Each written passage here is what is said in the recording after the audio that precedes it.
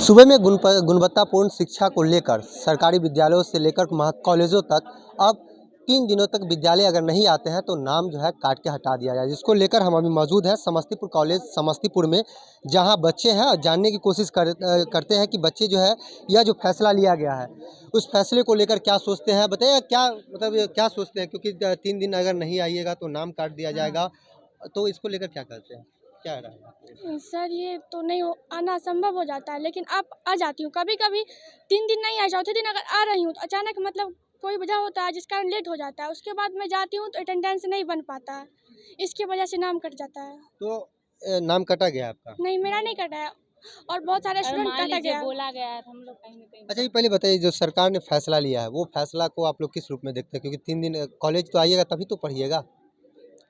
हाँ भाई सर, लेकिन उसके बाद भी सुविधा उतना नहीं है। 16,000 स्टूडेंट है, उसके बाद 52 टीचर है, कैसे पॉसिबल है? 16,000 कुल स्टूडेंट है। हाँ। अब 52 ही टीचर है। हाँ, अच्छा, तो पॉसिबल नहीं है ना। और भी बच्चे हैं, बताइए क्या क्या इसको लेकर क्या कहते हैं? अरे मान लीजिए एक टीचर ही कितने स्टूडेंट को पढ़ाएंगे? हाँ। एक क्लास में कितना अटेगा? क्लास भी तो उतना बड़ा होना चाहिए, और कॉलेज में है कितना क्लास? हर एक जगह का है। और मान लीजिए मेरे पिताजी फार्मर है, 300 का रोजाना अगर कमाएंगे, आने जाने में हम अगर 150-200 रुपया लगा दिए, फिर फैमिली मेम्बर में से हम लोग का भी खर्ची चल पाएगा? ये सब कौन तो सरकार नहीं पढ़ाई, देती? ये तो पढ़ाई के लिए ही न किया जा रहा है, सब आप लोग पढ़ने के लिए आते हाँ, हैं ना? पढ़ने के लिए किया जाता है। अगर मान लीजिए कहीं पे प्राइवेट चीज़ से काम किया जाता है तो वहाँ पे हर एक चीज़ बहुत जल्द हो जाता है, और जहाँ पे सरकारी होता है वहाँ पे थोड़ा लेट काम होता है। क्यों? यहाँ लेट काम होता है? नहीं, अच्छा, हाँ। कहीं भी सरकारी कॉलेज को थोड़ा अंठिया दिया जाता है ना। अच्छा, अच्छा। यहाँ व्यवस्था क्या-क्या है? व्यवस्था अगर मान लीजिए यहाँ वॉशरूम सभी है, तो अगर 16,000 स्टूडेंट अगर आ जाए, उससे आधा ही अगर 8,000 ही अगर आ नौ, जाए, हाँ। वॉशरूम अगर मान लीजिए 20 ही है, तो क्या 20 में सब सारे लोग को अगर यूज़ करना है तो क्या इम्पॉसिबल है करना? आप लोग क्या मानते हैं? और भी बच्चे हैं, उनसे हम बात करेंगे। और अगर मान लीजिए हाँ, हम हाँ। एनसीसी का क्लास करते हैं तो क्या एनसीसी करने से ही हमारा करियर बन जाएगा? कौन से क्लास में पढ़ते हैं आप? बीएससी पार्ट 1 में। पार्ट 1 क्या मतलब जो है यहाँ क्या प्रत्येक दिन क्लास चलता है? क्लास तो चलता है। हाँ। और मान लीजिए एग्ज़ाम आज 11th और 12th का मान लीजिए एग्ज़ाम है, हम लोग अगर आएंगे तो कहेगा एग्ज़ाम आपका इतना दूर से आते हैं, फिर जैसे आज पता चलता है कि एग्ज़ाम है तो क्लास बंद है, तो फिर उतना दूर से आएंगे, फिर भाड़ा भी जाता है, ये भी जाता है, हम लोग का क्लास भी नहीं चलता है।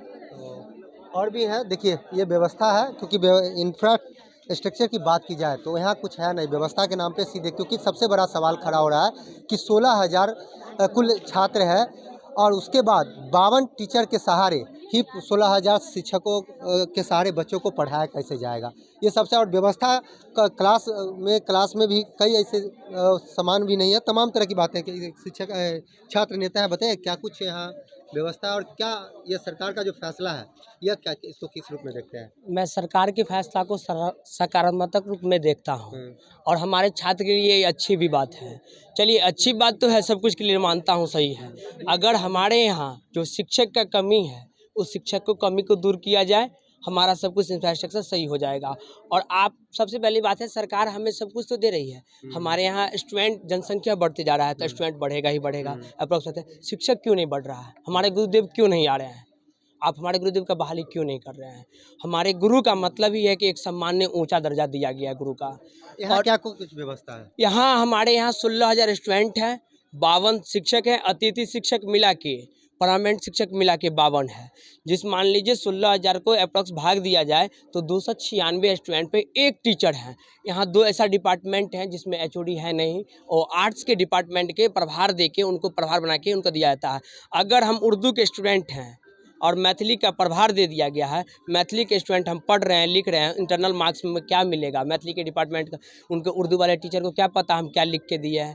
सबसे बड़ी बात हमारा घोर क्या कहते हैं वो टके क्या भूल रहे हैं, तो घोर ये अंधेरे वाला सरकार की बात हो गई है। छात्र नेता है और यहाँ बच्चे हैं, उन लोगों का बताना है सरकार का फैसला काफ़ी सराहनीय है और सरकार के इस फैसले को ये लोग मानते भी हैं, लेकिन कॉलेजों में जो संसाधनों की कमी है उसको कब पूरा किया जाएगा ये देखने वाली बात होगी। Mantu Roy, news nation, Samastipur.